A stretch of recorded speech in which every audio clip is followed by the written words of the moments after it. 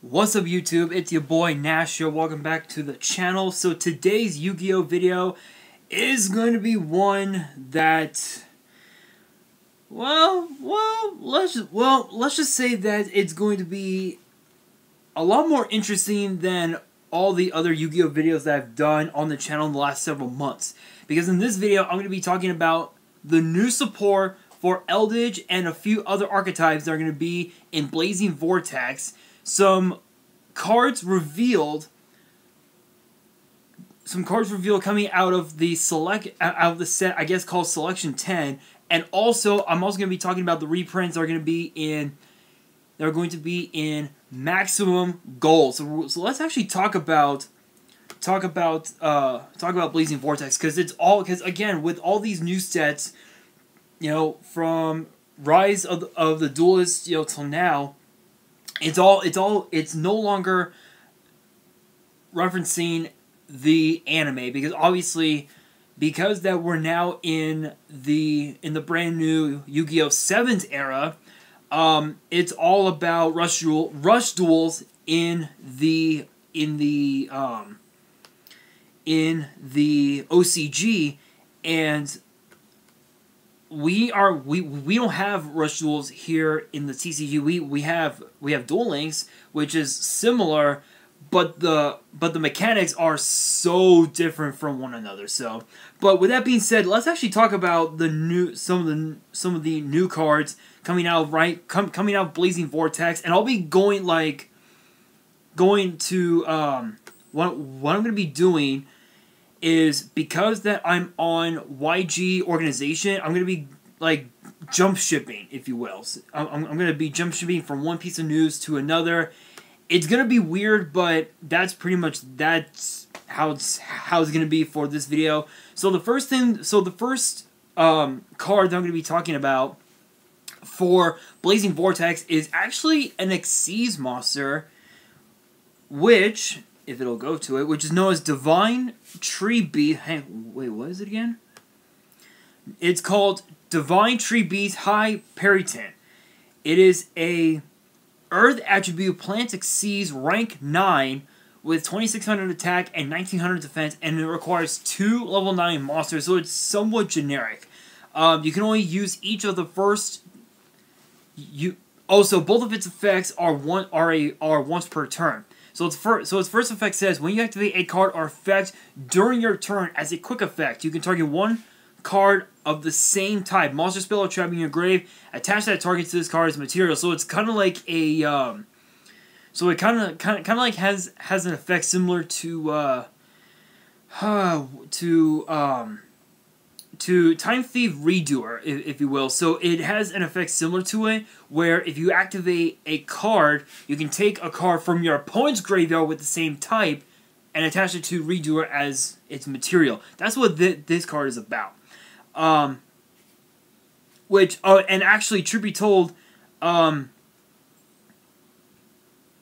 second effect is similar, where it says when a card or effect is activated during your opponent's turn as a quick effect, you can detach a material that was originally the same type of card, monster, spell, or trap from this card, and if you do, negate the activation and destroy it. And if you do, destroy it. So it's essentially like a kind of like a Solemn Judgment, if you will. Which honestly, that's pretty good. It's a pretty good card. It's a generic rank 9, so it can work well with what was it, Eldich?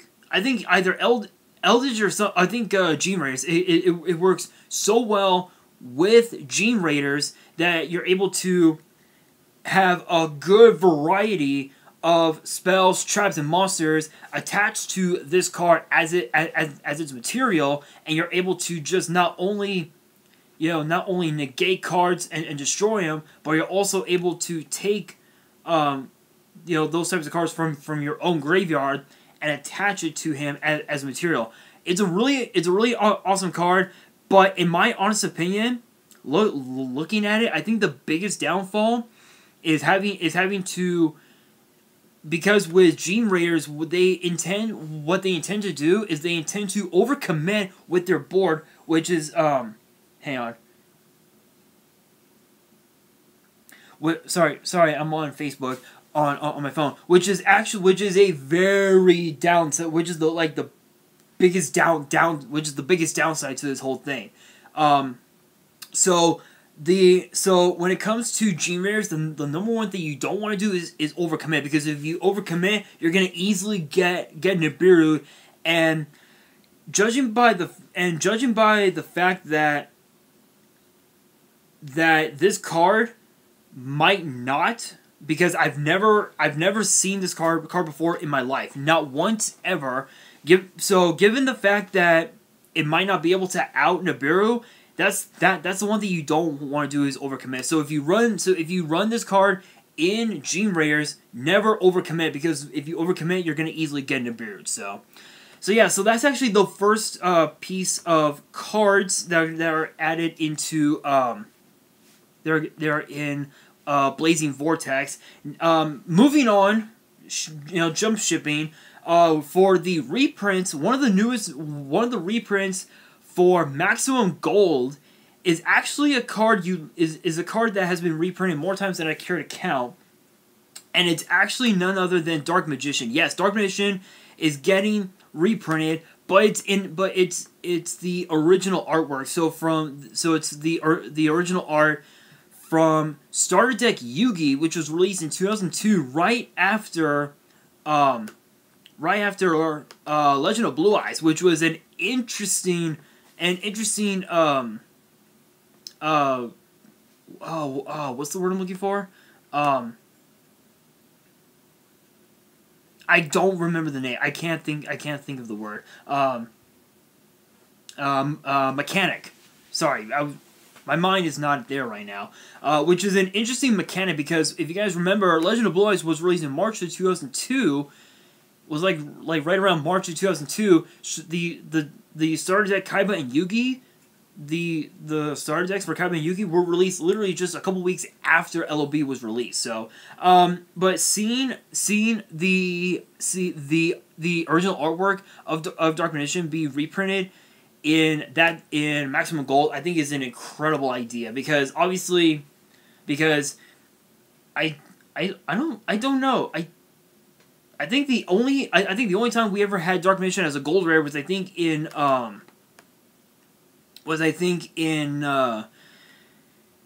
Dark Side Dimensions movie pack Gold Edition. I think that was like the only other time. So, but yeah, so jump shipping back to Blazing Vortex, we have a new card. We have another card here. It's actually it's an interesting card. It's known as Fairy Archer Inganar.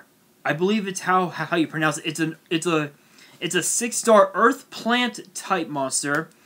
2400 attack, 1200 defense. Its first effect is a once per turn. If this card is special summoned by a plant monster's effect, you can target a level 6 or higher plant monster in your grave, special summon it in defense. Also, you cannot special summon monsters for the rest of the turn except plant monsters. Okay, so it's actually so judging by its effect, it's a hard once per turn. So that's pretty brutal.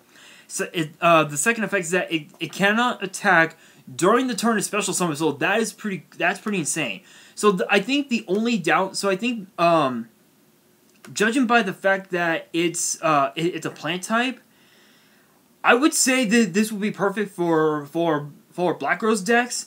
Considering the fact that it doesn't look like it's perfect for competitive play, it's more like a casual type of play. So I would say put this with Black Rose decks. Put it at 2, just because you don't want to like clog you don't want to clog your deck with a card like this. So again, this would be better off as a 2 in Black Rose decks. That's just my personal opinion. Obviously, you guys, when it comes to this game, when it comes to Yu-Gi-Oh, we all have our, we all have differences in opinions. Some people say, oh, Galaxy Soldier is better at 2 and Cyber Dragon. Honestly, I don't see it that way, because obviously with Cyber Dragon, we all know Cyber Dragon always uses up their own resources. So if you put Galaxy Soldier and if you open with it, it's essentially going to be a brick. So, but again, that's just my opinion. That's just my opinion. But again, with this card, again, I would put this at 2.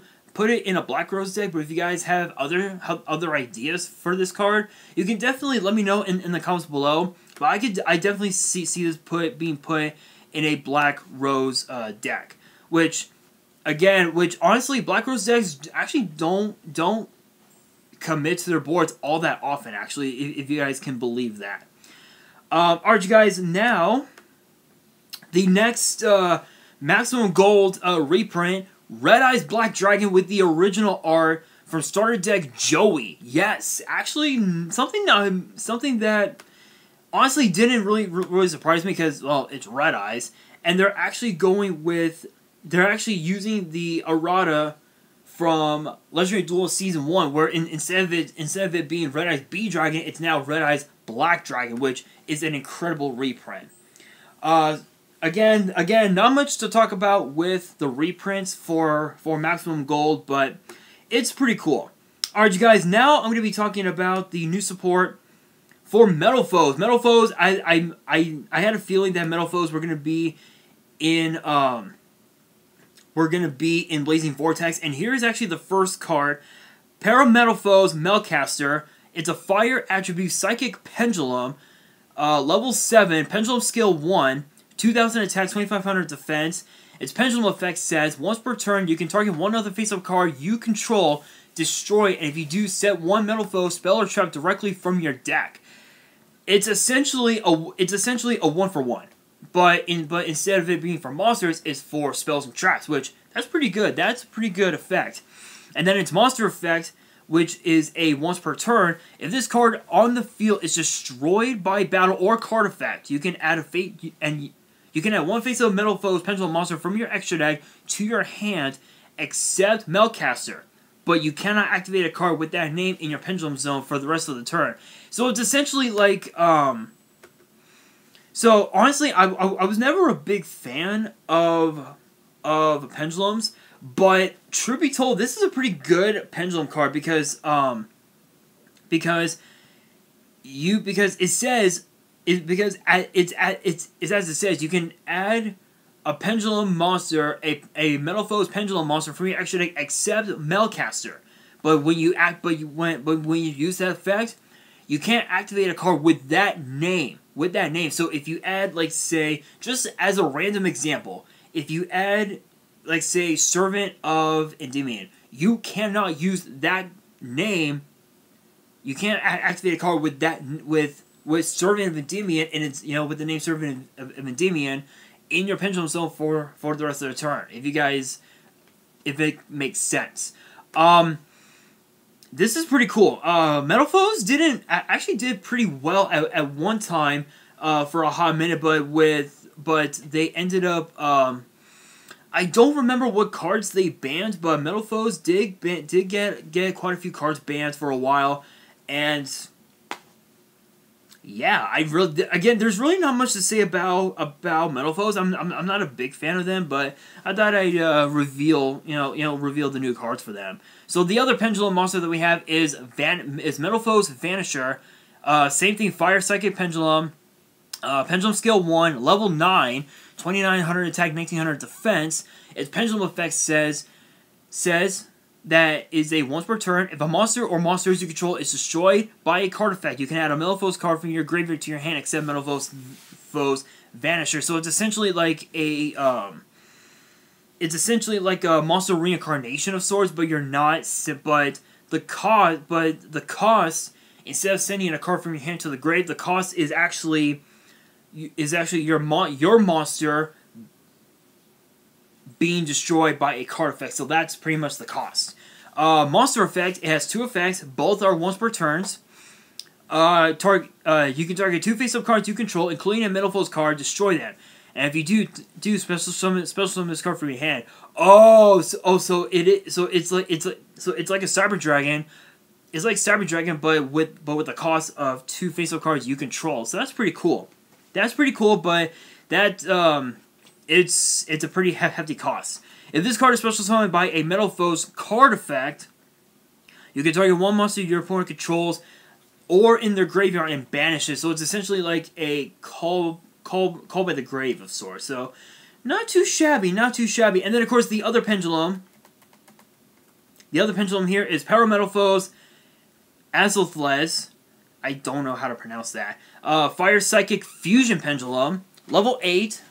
Or actually, sorry, no. Level 7. Scale 8. With a pendulum scale of 8. 2500 attack, 2000 defense. Pendulum effect. If a face-up Metalfoes card or cards you control is destroyed by a card effect, you can target a face-up card in the field and destroy. So it's kind of like a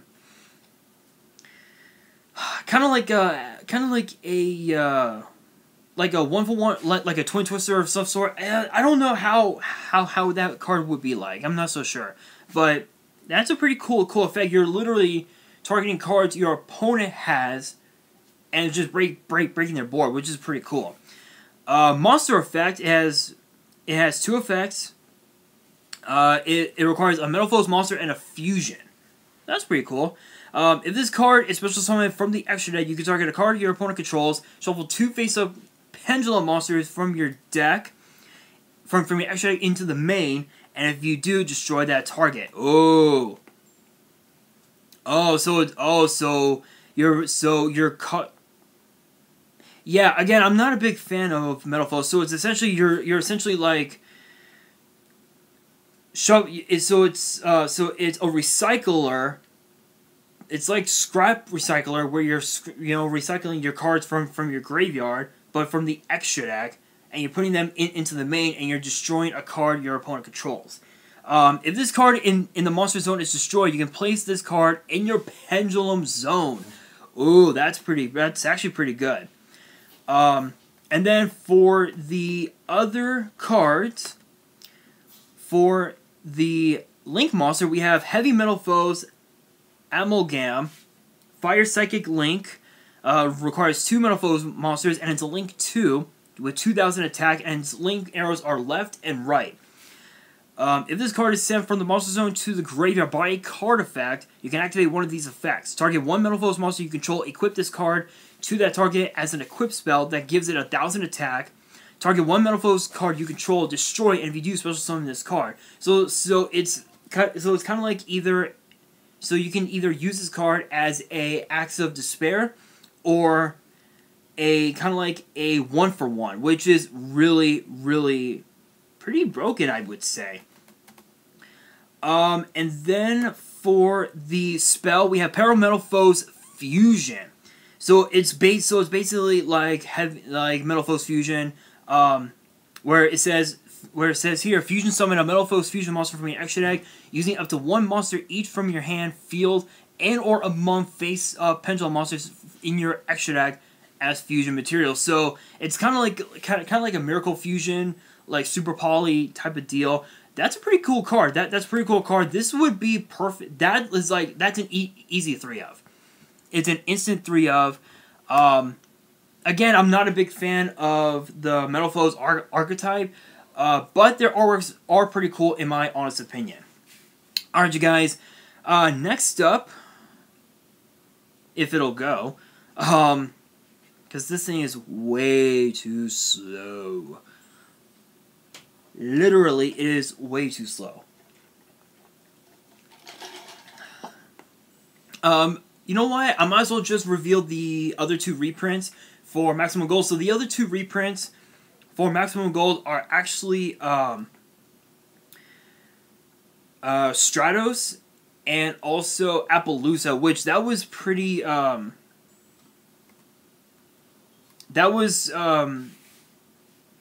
was planned out, actually. So that being said, let's now go into the rest of the video. So again, Apollousa's been reprinted, Stratos has been reprinted, with alternate arts, and what's interesting about Apollousa is that she doesn't have her bear with her. So I'm looking at the artwork right now. I don't want to show it off just because I'm actually it's so time consuming. But if you guys have seen, but you guys can definitely check them out. Check out the artwork like on Twitter and whatnot. So yeah, again, definitely check it out on social media. You'll know exactly why a lot of people don't like the artwork. But anyway, guys, that being said, now for the Selection 10 reveals for certain cards, including a new Galaxy Eyes Cypher Dragon, which I'm looking at the artwork, and the thing is absolutely nuts. It is absolutely nuts. But the first card here is Nephshadal Genius, which is a Earth Machine flip monster, level 4, 1800 attack, 1000 defense. You can only use one of these cards' names, first and second effects per turn, and only once per turn. So it's a hard once per turn. The first effect is a flip effect. You can target one-shot all monster you control. This turn, it is unaffected by monster effects while face up on the field, except its own. So essentially, it's essentially, it has an effect similar to that one, like to that anime monster, Dark Guardian, sort of. So that's pretty cool. If this card is sent from the graveyard by a card effect, you can target an effect monster on the field. It cannot activate its effects on the field for the rest of their turn. So it's essentially like a Fiendish Chain, sort of. So that's actually really good. Next up, we have Hellshadal Void. It's a Fire Fiend with the flip effect. 9-star, 2900 attack and defense. Both of its effects are once per turn. Hard once per turn, actually. The first effect, flip effect. You can target one face-up monster your opponent controls, send a Shadal monster with the same attribute from your extra deck to the grave, and banish it. So it's a 1-for-1, called by the grave, sort of. That's pretty broken. That's just broken on its own. If this card is sent to the grave by a card effect, you send cards from the top of your deck to the grave equals to the number of different original attributes on the field. So it has an effect similar to that grass looks greener, where you're literally milling cards from your deck, like right off the bat, which is really stupid. And now for the Galaxy Eyes monster, it is Galaxy Eyes Cypher X Dragon. Light Dragon exceeds rank 10. 4,000 attack, 2,300 defense, 2 level 10 monsters, so really generic, but you can actually use a Cypher Dragon monster you control as material. So if you have Cypher Blade Dragon, you can rank it up into Cypher X Dragon, which is really good. You can detach 2 materials from this card. Your opponent cannot target light monsters you control with card effects until the end of the turn. So it's essentially like a Fiendish Chain, but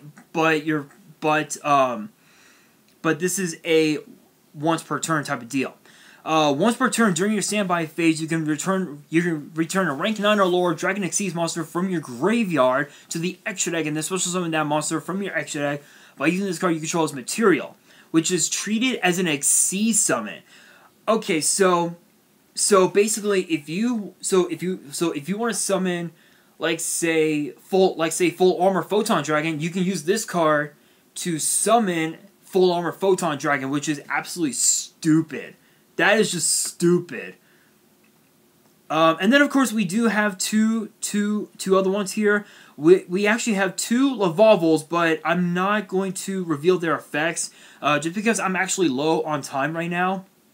I'll just like summarize it. So the first one here is Laval Archer. It's a fire pyro, fire attribute pyro type monster, level 4, 1000 attack, 200 defense. Its second effect is a once per turn. So basically, with its first effect, if it's normal summon, the effect is activated during the main phase. So you're able to special summon a lava monster. So it essentially has a effect where you can normal summon twice. So it's basically a double summon. Its second effect is it's kind of hard to describe it. But when this card is in the grave, you target a fire monster you control. And other than fire monsters, you cannot special summon any other monsters other than fires.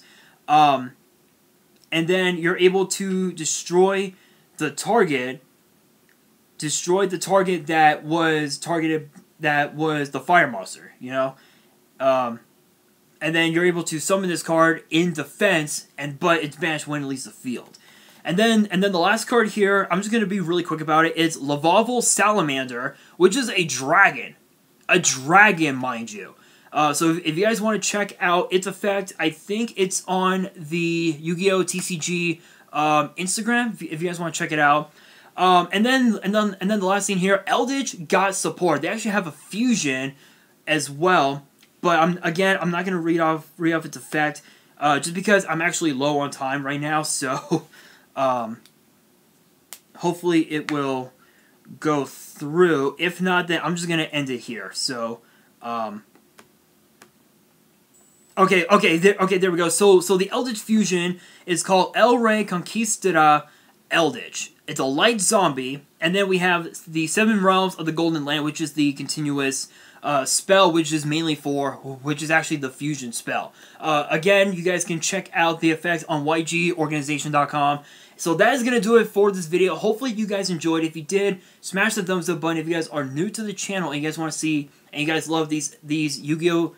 These news videos for WWE and for Yu-Gi-Oh! Definitely hit that subscribe button and hit that notification bell so you guys don't miss out on any new content that comes your way. And be sure to follow me on Twitter and Instagram. All the links are down in the description below. And on that, this is your boy Nash, signing out.